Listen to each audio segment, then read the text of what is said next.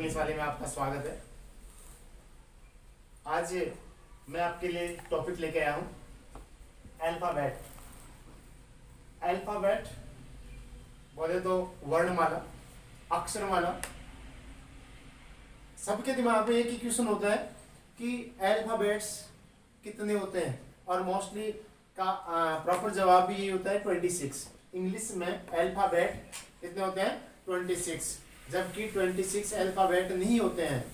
सब बोलते हैं 26 होते हैं, लेकिन 26 अल्फाबेट बिल्कुल नहीं होते हैं। पढ़े लिखे लोग भी बोलते हैं 26, अरे वाह 26 नहीं होते हैं, 26 लेटर होते हैं। Alphabet A group of letters, alphabet A group of letters अर्थात वर्णमाला अक्षरों का एक समूह है।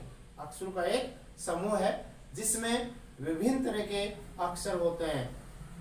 वर्णमाला प्रत्येक सब्जेक्ट की होती है, चाहे वो इंग्लिश हो, चाहे हिंदी हो, चाहे संस्कृत हो, चाहे उर्दू हो, सब में वर्णमाला। अब आप देख रहे होंगे कि सर हमें ये चीज क्यों पढ़ा रहे हैं या इस चीज की क्या इंपॉर्टेंस है। मैं ये बता रहा हूं कि वर्णमाला जो है वो किसी भी भाषा का आधार होता है। बिना वर्णमाला के कोई भी भाषा नहीं सीखी जा सकती। हम आपको याद होगा जब आप छोटे छोटे क्लासों में छोटे छोटे बच्चे के रूप में आप जब क्लास में गए थे तो सबसे पहले आपको कै या ए ये आपको सिखाया गया था। तो शायद आपको उस टाइम पर अजीब नहीं लगा होगा क्योंकि आपको कुछ आता ही नहीं था। आपकी एक प्रीलिमिनरी स्टेज थी जिस पर आप गए थे, लेकिन अब आपको बहुत कुछ आने लग गया, इसलिए आपको ये चीज बहुत अजीब लग रही है। अजीब लगने का मतलब ये नहीं है कि आपको ये कुछ ही नहीं आता है, बहुत कुछ आता है। लेकिन जो चीज मैं बताने जा रहा हूँ वो बहुत हटकर है। आपको शायद मैं जो चीज बताने वाला हूँ वो शायद आपको नहीं आती होगी।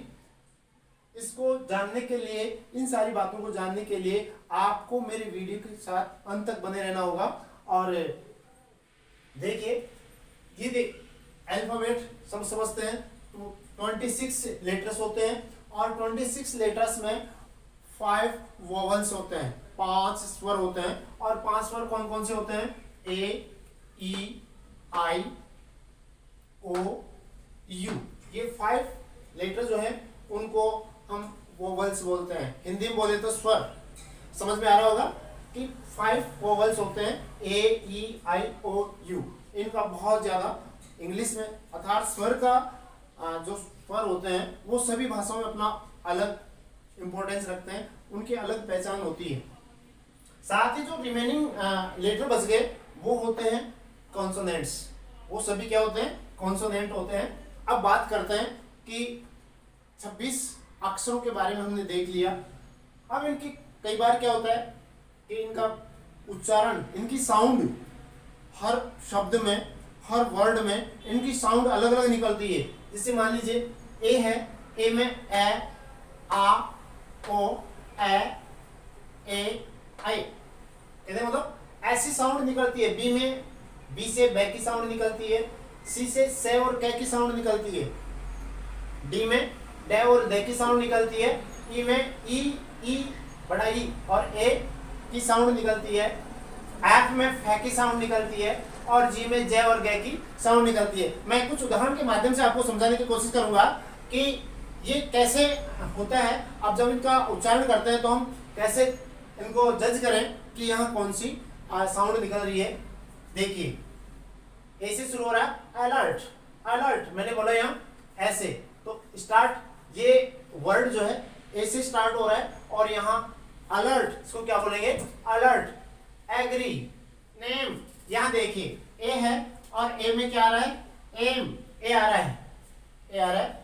एंग्री, वुमेन, वुमेन, ए आ रहा है, ए आ रहा है।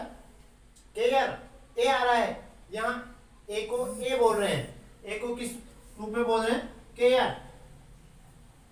वैसे डेयर, डेयर, डेयर यानी साहस या हिम्मत।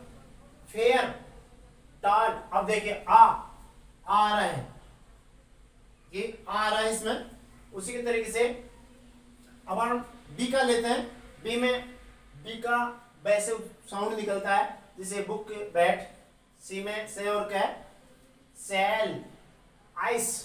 देखिए चाहे यह लेटर चाहे किसी वर्ड के शुरू में हो, बीच में हो, चाहे लास्ट में हो, उनका वही साउंड निकलेगा, जो जिस तरीके से मैंने बताया वही साउंड निकलेगा। चाहे आप किसी भी वर्ड में इन लेटर्स को अप्लाई करके देख लेना।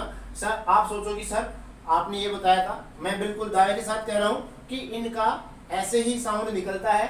देखिए सी, सेल, आइस, बीच में है सी, आइस से निकल रहा है।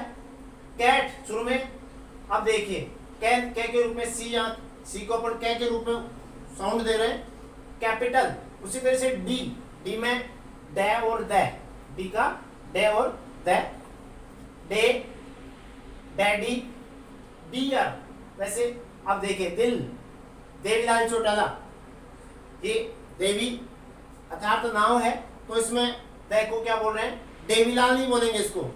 हिंदी भाषी जो लोग हैं, इंडियंस हैं, उनके नाम पे देवीलाल। वैसे ये इंग्लिश में होता है या कोई फॉरेनर्स का नाम होता है, वेस्टर्न कैंडिडेट का नाम होता है, तो उसको डेविड, डेविड ऐसे इसको डेविड या डेविल ऐसे बोलते हैं। लेकिन हिंदी की बात करें तो इसको डेविल, देवीलाल। उसी तरीके से ई का जो प्रोनाउंसिएशन होता है वो ई, बड़ा ई और ए। अब देखिए इंग्लिश, इंग्लिश छोटा ई, इंग्लिश, एगर, एंटर, ये देखिए एंटर ऐसे उच्चारण हो रहा है, एक्सपेंसेस ऐसे हो रहा है। उसी तरीके से फैट, एफ का फैसे, फुल, फाइन, फैन। जहां भी एफ बीच में है या शुरू में है, लास्ट में है, उसका फैसे ही प्रोनाउंस होगा, फै की साउंड आएगी। जी है जय और गे, जी, गिव, गेट, ग्रॉस। अब देखिए यहाँ गे का उच्चारण और यहाँ जय का उच्चारण, जिम, एजेक्ट, लास्ट में आ रहा है सी, ये जी नीचे, ये बीच में जी आ रहा है, तो इसको किसमें बोला, जय में। इसका उच्चारण किसमें किया, जय में किया है। उसी तरीके से एच का देखिए है, अर्थात हैंड, हैंड, हाउस। आई के लिए आई का साउंड है आई, ई, आर, है। अब देखिए साइड, साइड आई आ रहा है, हाइड आई आ रहा है, टाइड आई आ रहा है। अब देखिए छोटा ई, अर्थात इट, इट, पिन, छोटा ई आ रहा है।